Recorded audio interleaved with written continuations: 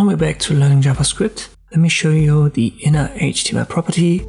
Already used that in our last video, but it's certainly a good idea to use it a little bit more and explain a little bit more what it does. I create a paragraph here and I give it the ID para1.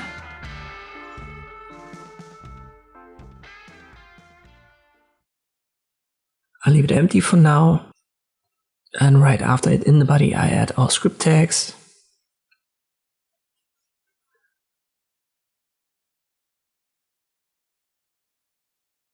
I use the document, then get element by ID. And for the ID, I want to use para1. So this is going to find our paragraph here. And then I use .innerHTML, so the property that I was talking about. And here I add hello world. If you run this now, you can see hello world is printed. So our script finds the paragraph based on the ID, and then it gives hello world as a content to it using the innerHTML property. And that is basically what it does. This property can add content, doesn't have to be text, can also be numbers.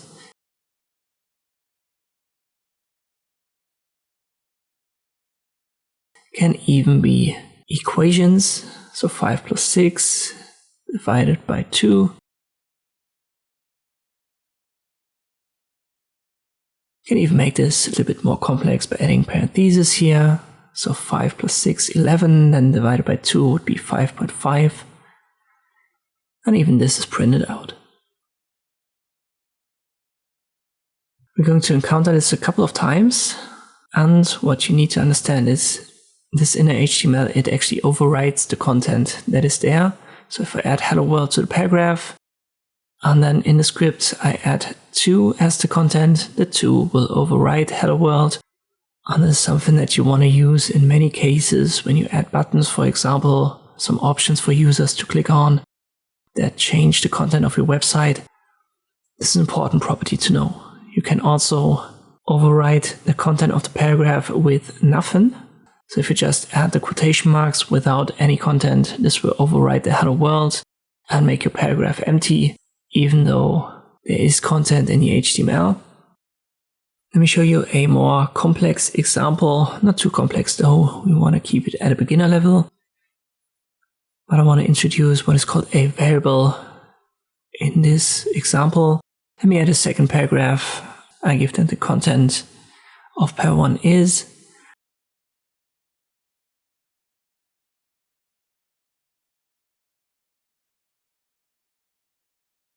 And then a third paragraph with an ID of output, and I leave that empty.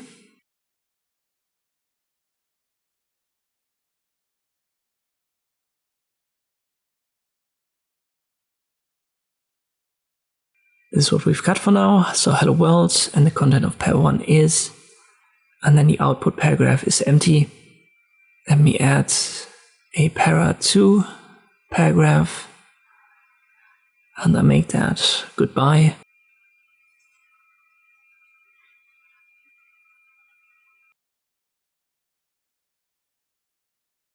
And now we want to use JavaScript to find the content of para1 and print it out below. So in our output paragraph, which is empty for now. To do that, we will store it in a variable. And to declare a variable, you'll add the type, in this case a let. And then you give it a name. I give that the name HTML. And now we want to store the information of para1 inside of it.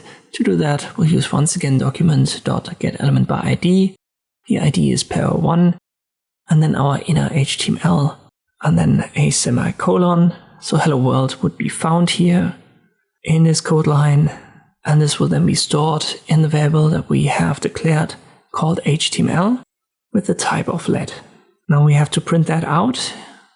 To do that, we'll target our paragraph with the ID of output.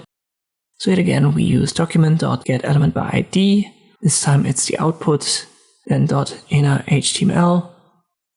And this should be equal to our variable HTML.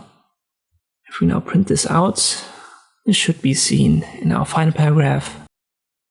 You can see that para1 had hello world and is printed out in our output.